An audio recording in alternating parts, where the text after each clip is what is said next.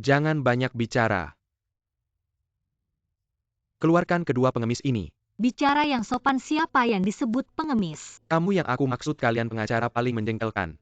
Makan dari penggugat lalu makan dari tergugat. Mengadu domba rakyat. Untuk uang tidak peduli cara apapun.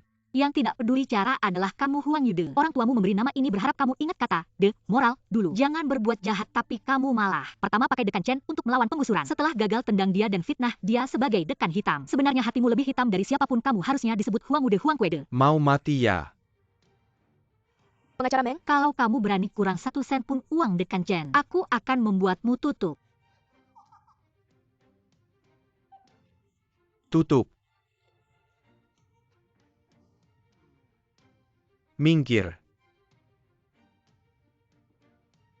Kalau aku membiarkanmu mengambil 1 sen pun dariku, aku akan berlutut dan memanggilmu ibu. Ingat setiap kata yang kamu ucapkan hari ini. Pengacara Meng, cepat pergi. Kamu ingat baik-baik. Pergi dari sini. Pengacara Meng, maaf sudah merepotkanmu. Tidak apa-apa, orang seperti dia.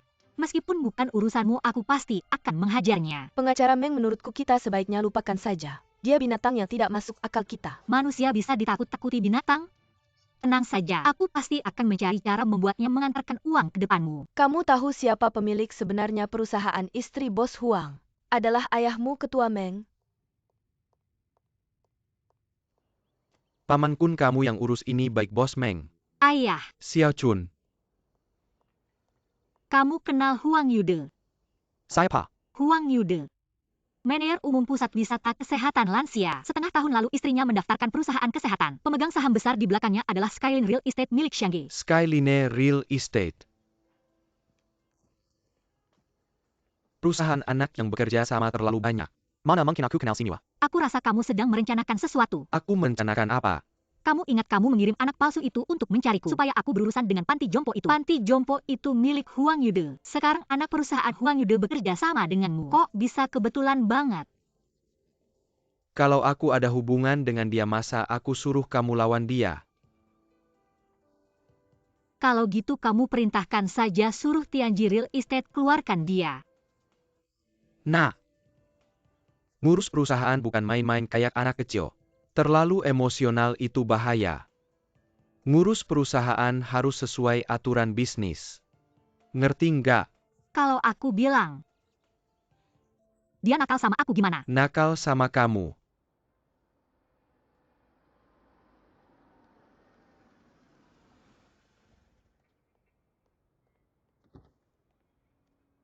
Direktur Meng.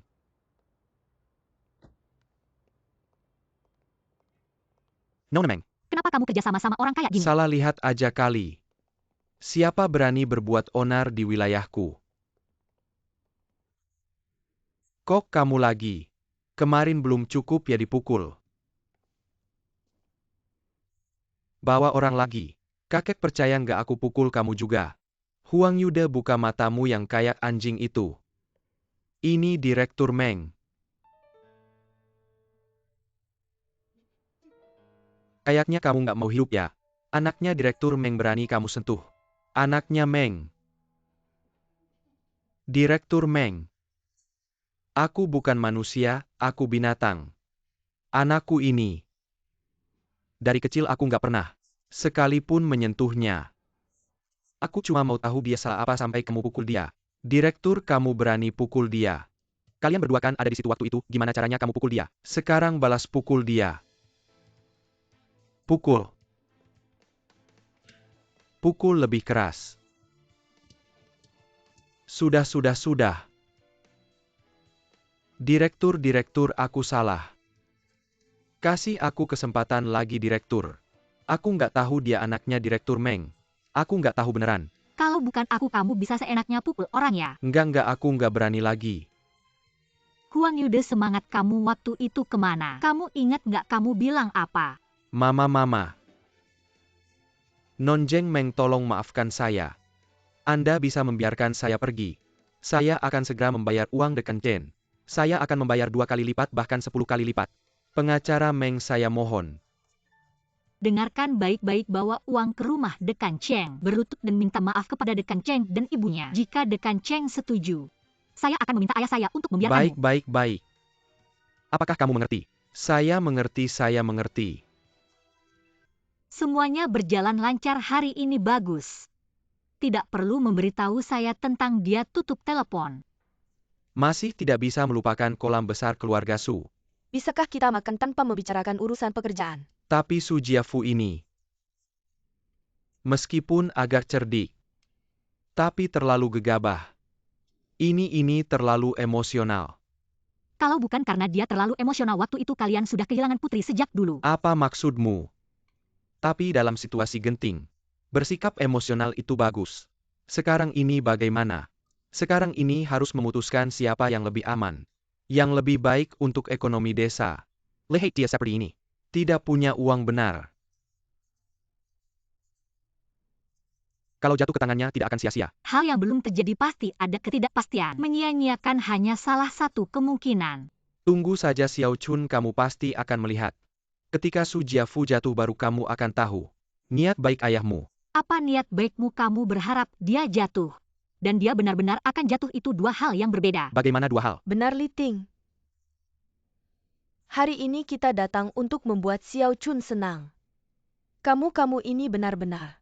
Bisakah kamu mengatakan sesuatu yang disukai anak perempuan? Selalu memilih yang kamu suka, katakan ini bukan rapat direksi. Dengar tidak ibu benar.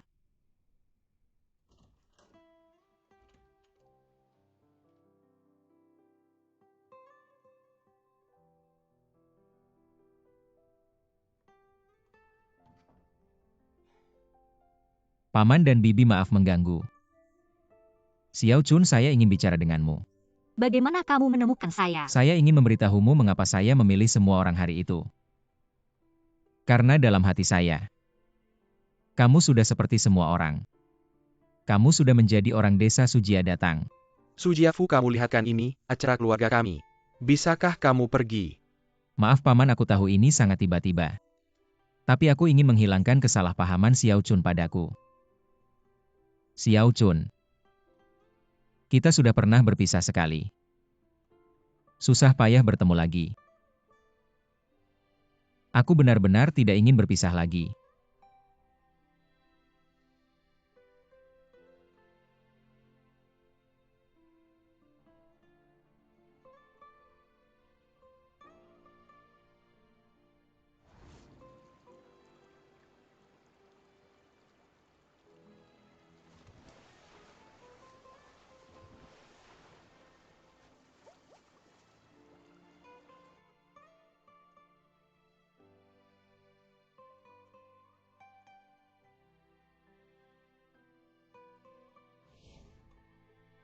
Ini yang Xiao Chun pakai waktu kecil. Ini.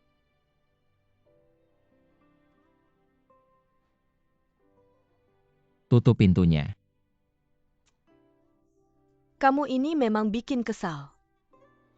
Kamu datangkan untuk membuat Xiao Chun senang. Lihatlah Xiao Chun sekarang sangat senang. Apa sih? Biasanya suka menggertak orang, kali ini. Akhirnya ada yang tidak takut padamu.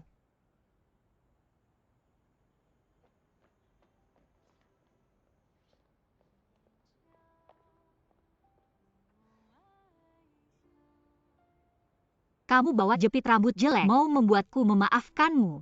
Kamu tidak ingin tahu dari mana jepit rambut ini ditemukan. Aku tidak ingin tahu. Bagaimana menemukannya? Saat itu aku keluar dari rumah sakit. Perawat memberikannya padaku, katanya saat menyelamatkanku. Aku terus memegang jepit rambut ini, seperti memegang tali penyelamat. Kemudian aku ingat. Ini milikmu. Aku lari ke gunung, mengubur jepit rambut ini di bawah pohon. Saat itu aku berharap, ya Tuhan, pastikan aku menemukan gadis ini. Tidak disangka, kamu jatuh di hadapanku. Xiao Chun, kamu percaya pada spiritualitas? Aku percaya. Aku merasa selama seseorang di hati ingin berbuat baik pada orang lain, orang itu pasti akan merasakannya, seperti kamu. Tapi aku tahu, Kamu lebih dari siapapun menginginkanku baik. Benar kan?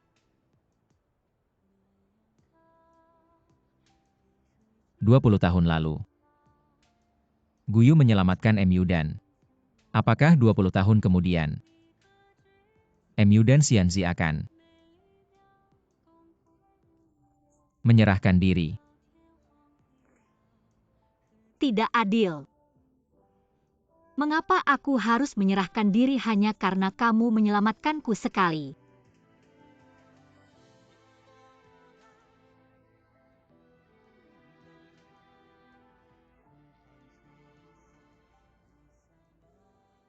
Bagaimana dengan kelompok penginapan di sini? Kami ingin mempertahankan sebagian sebagai penginapan dan mengubah sebagian menjadi pusat perawatan kesehatan sehingga pensiun terasa seperti liburan. Ini juga merupakan inovasi dari pensiun tradisional. Ide ini bagus tapi... Bagaimana dengan peralatan dan staf panti jompo? Saat ini belum ada dan dananya juga terbatas. Jadi kami ingin tahu pendapatmu. Jika kekurangan uang bisa ke rumah sakit atau ke panti jompo lain untuk membeli peralatan bekas. Itu bisa kuhubungi tapi untuk staf agak rumit. Karena staf panti jompo terutama berasal dari dua sumber. Tenaga kerja dari desa ke kota dan pekerja yang di PHK di kota. Mereka biasanya hanya mencari pekerjaan di kota. Tidak terlalu suka mencari pekerjaan di desa. Begini. Desa kami akan menyelesaikan sebagian. Baik. Yang terbaik adalah mencari seseorang dari desa yang memiliki kemampuan komunikasi untuk mengelola dan melatih mereka. Ibuku dulu bekerja sebagai pembantu rumah tangga di kota. Kliennya kemudian tidak bisa lepas darinya. Dan ayahku. Biarkan dia mengelola orang-orang desa ini, siapa yang tidak patuh atau tidak mendengarkan. Dia akan mengurusnya dengan baik. Manajer Cheng, aku ingin mengundangmu untuk menjadi manajer ini, maukah kamu? Tidak masalah tapi aku punya satu syarat. Katakan. Yaitu membiarkan aku dan ibuku memiliki satu rumah untuk tinggal. Tidak masalah, hati-hati tangga. Hati-hati tangga di sini. Disinilah tempatnya.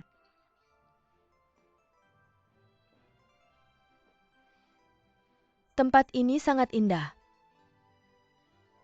Bagus sekali, kapan kita mulai bekerja? Sekarang juga kita mulai bekerja.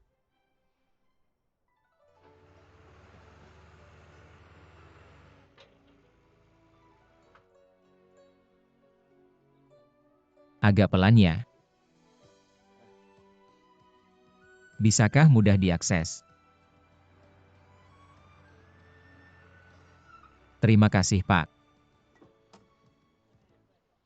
Kak Kuan, Xiaofu, kenapa kamu kembali? aku dengar di desa ini ada panti jompo. Tentu ada dapur, aku harus segera kembali. Bagus sekali, kalau begitu perombakan dapur ini akan merepotkanmu. Serahkan saja padaku, tidak masalah. Semua area ini harus sesuai dengan persyaratan rumah sakit. Tambahkan saklar dan colokan listrik lemah. Baik. Lantai kamar mandi harus diganti dengan ubin anti-slip.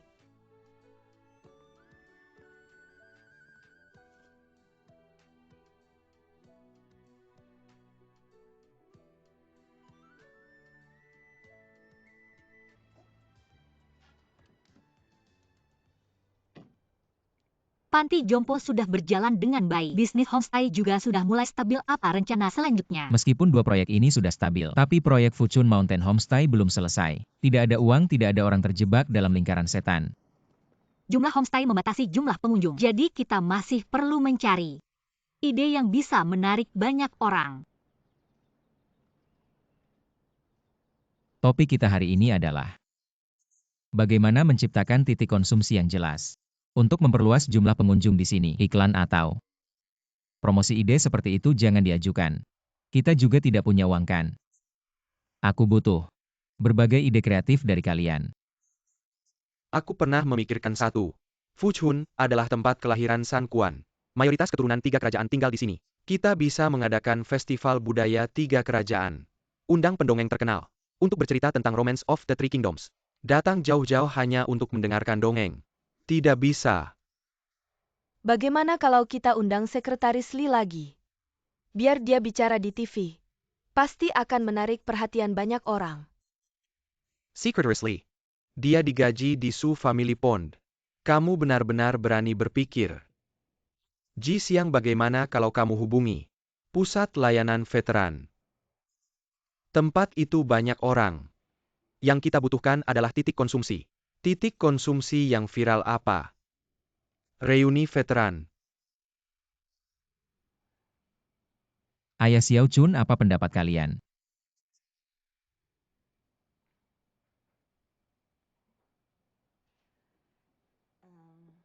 Menurutku, kita harus mengintegrasikan sumber daya yang ada, melakukan pemasaran eksplosif secara keseluruhan, memamerkan keunggulan desa kita. Apa keunggulan desa kita? Tentu saja Fuchun Mountain Residence Map. Jangan-jangan mau mengadakan pameran lukisan. Maksudku adalah menggabungkan budaya tradisional, contohnya Huang Gongwang. Barusan kita bicara tentang budaya 3 kerajaan pemandangan alam Fuchun, tapi kita harus menggabungkannya dengan daya tarik komersial saat ini. Tahu Pelangi bisa jadi salah satunya. Taman Harta Karun juga bisa jadi pilihan. Tapi bagaimana kita bisa menggabungkan semua ini menjadi satu proyek seperti mencari satu wadah untuk menampung semua hal enak ini?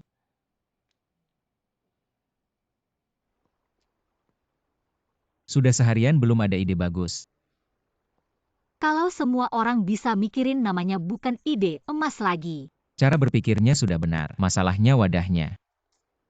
Apa ya?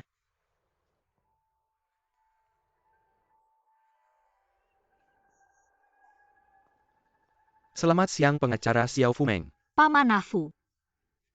Silakan lanjutkan pembicaraan kalian.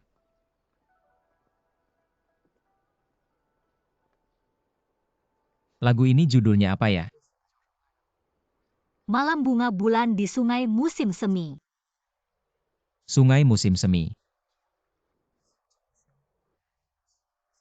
Bagaimana kalau kita adakan festival musik? Festival musik bunga bulan di sungai musim semi. Ini bisa. Festival musik bunga bulan di sungai musim semi, festival musik nasional dan internasional. Diadakan selama beberapa hari, semua barang laris yang penting ramai pengunjung. Kita buat yang berbeda, festival musik dengan ciri khas etnik. Bagaimana, bagus sekali. Ini bisa. Ini tidak bisa. Festival musik memang bagus, tapi ini ide yang butuh biaya besar. Dari mana kita dapatkan dananya? Lagi-lagi masalah uang. Lagi-lagi masalah uang. Mr. Huang, bisakah Anda memberitahu saya bagaimana caranya saya bisa mendapatkan uang? Xiao Fu, coba temui ayahku. Aku tidak berani di dunia ini sekarang. Orang yang paling ingin menghilangkanku adalah dia. Siang tadi waktu kamu bicara tentang Xiao Shan, bukan begitu meyakinkannya. Tidak mungkin selamanya tidak bertemu ayahku. Kita harus lebih proaktif. Berusaha mendekat, bisa tidak?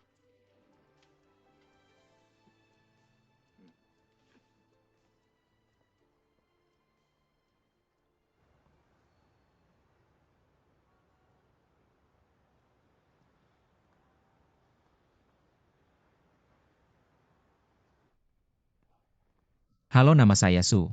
Saya ada janji dengan Direktur Meng jam 10:30. Baik Tuan Su. Ada petugas khusus yang akan mengantar Anda menunggu direktur. Petugas khusus. Silakan Tuan Su. Bukannya lift ada di sebelah sana. Haksiu. Direktur meminta Anda menunggu di lantai 1, silakan.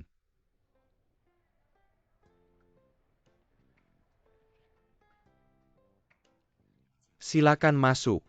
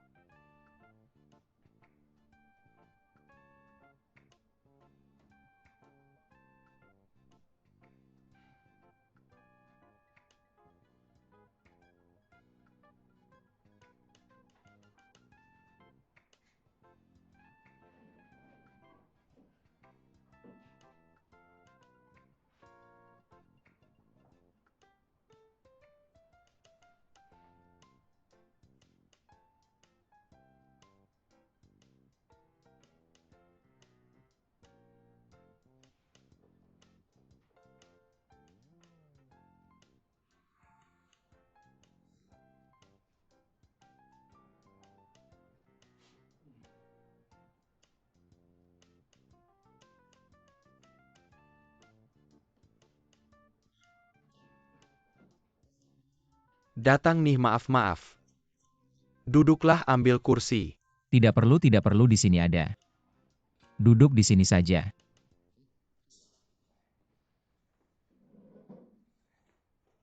Mari kita bicarakan rencana Anda. Tapi saya punya satu pertanyaan.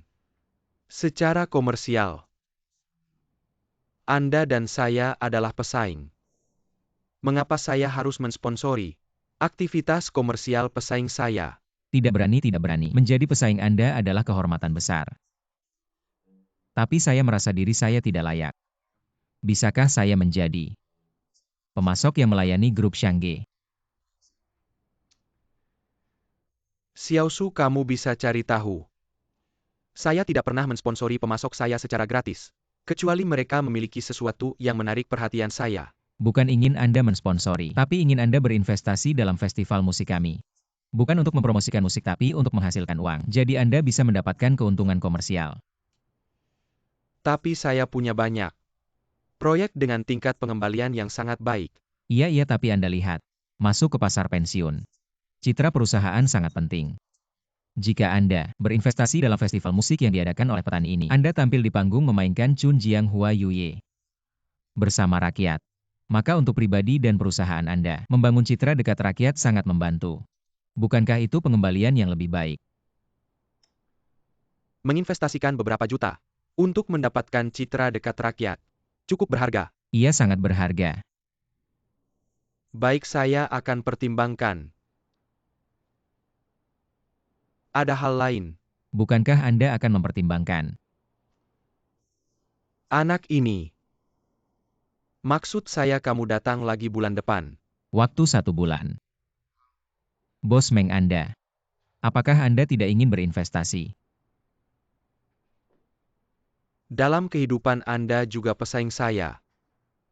Kalau kamu bisa jadi teman hidupku, aku akan memilihmu. Lalu gimana caranya aku bisa jadi temanmu? Kamu jadilah mantan pacar anakku. Bos Meng nggak bisa pakai dia buat transaksi. Dan dia buatku nggak ternilai.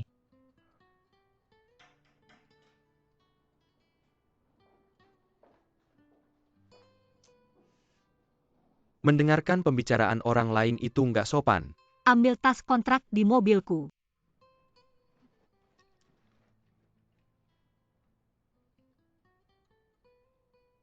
Aku bilang tiap kali ada yang naksir aku, kamu langsung pengen bunuh mereka balik ke posisi teman baik. Tapi kamu perlakukan mereka kayak anak sendiri, kamu nggak waras ya. Gimana sih ngomongnya?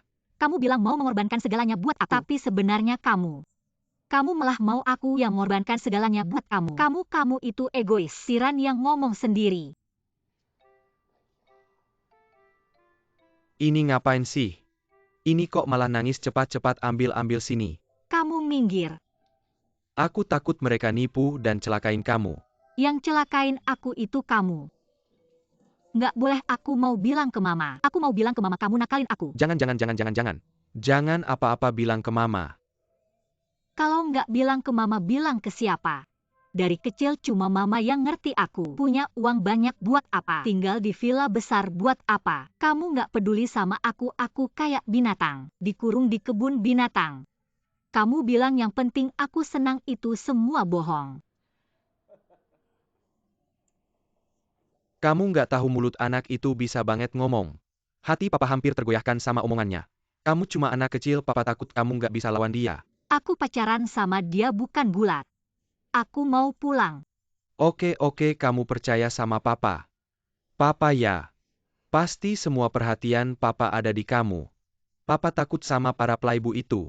Nggak ada playboy. Sampai sekarang aku nggak punya pacaran yang benar. Itu semua karena kamu. Ya udah, kamu bilang papa harus gimana? Baru kamu percaya, papa beneran peduli sama kamu. Teken kontraknya, transfer uangnya. Anak itu kan udah pergi ambil kontrak, begitu dia bawa papa langsung teken. Omongan papa nggak bohong.